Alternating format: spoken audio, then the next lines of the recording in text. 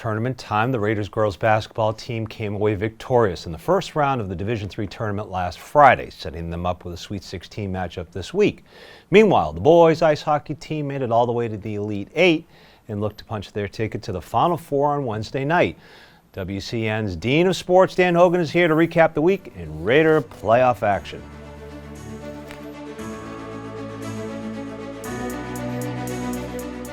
A lot has happened in the week since our last Raiders report. One winter team is left standing, the boys ice hockey team, with a thrilling game-winning goal in the final seconds on Wednesday night to get back to the Final Four. We'll have all those highlights for you momentarily. But we'll begin tonight with the Watertown High School girls basketball team back in the playoffs once again. Coach Pat Fernand's squad played last Friday night in the round of 32 and routed Oakmont Regional 44-22 to get to the Sweet 16, which took place at the number 3 seed Bishop Fenwick on Tuesday night, and that's where we'll start things off.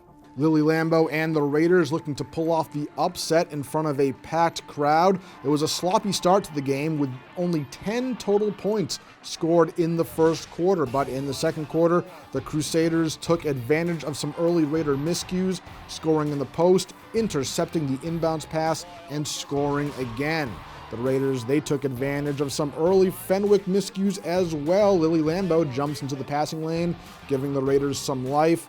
Alani Gary then gets in there to poke the ball away and give the Raiders the lead in the second quarter. The Crusaders would end the first half on a high note, rejecting Victoria Dicker's drive to the basket and finishing in transition. They led 19-16 at the half. The Crusaders started the second half on a 9-0 run and then eventually led by 19 at the end of the third quarter. Watertown played hard down the stretch but would lose 55-36. Coach Pat Fernand and his players were emotional after the game. And I'm really proud of them and their effort. I'm really incredibly going to miss seniors, and I think I'm more emotional right now seeing some seniors cry. That kind of hit me, But overall, though, as a team and program, we should be very proud. When you're in a small town like we are, in a small basketball community, we have 22, 23 girls coming in for tryout. We value each kid so much and the work that they have to put in, and this season was beautiful. We went to Connecticut together, we did all this bonding and all this, watching games, and it's memorable, and I have no regrets, and they should have no regrets. The Raiders are only graduating 2 seniors this year, Paige King and Maeve Lawn, so they'll have a strong core of returning players next season. Now we're going to switch gears over to the boys ice hockey team, fresh off their championship appearance a year ago, and they are clearly very hungry to get back there. The Raiders knocked off Drake by a score of 6-2 last Saturday at John Ryan Arena in the round of 16 to get to the round of 8. Which was played on Wednesday night all the way down in Orleans, almost 100 miles away. Watertown, the 5th seed, playing against the 4th seed Nauset Regional. Some bagpipes serenading the crowd before the game got going at Charles Moore Arena in Orleans. Less than 6 minutes into the game, junior Anthony Venencia goes toe-to-toe with the goalie to score off the pass from Vinnie Wolf. Then under 2 minutes left in the period, Nauset's Logan Poulin with a great stick move to equalize the game at 1. The lead was very brief for Nauset. Less than a minute later, Anthony Venencia's shot gets deflected nicely into the net by James Erickson, who retakes the lead for the Raiders.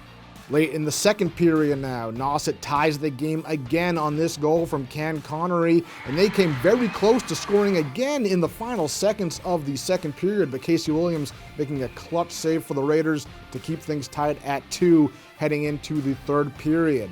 The two teams gutted it out during an intense third period, and just as it appeared we were heading to overtime, here comes junior forward Mauricio Souza.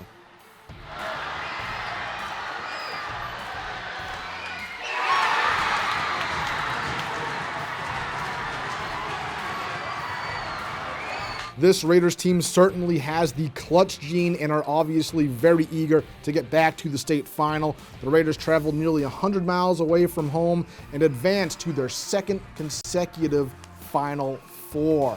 Watertown will be matched up against the top seed in Division III, Scituate, in the Final Four. The time and location of that game has not been announced as of the recording of this broadcast, but we should know by Friday morning. Keep an eye on WCN's social media for all the updates.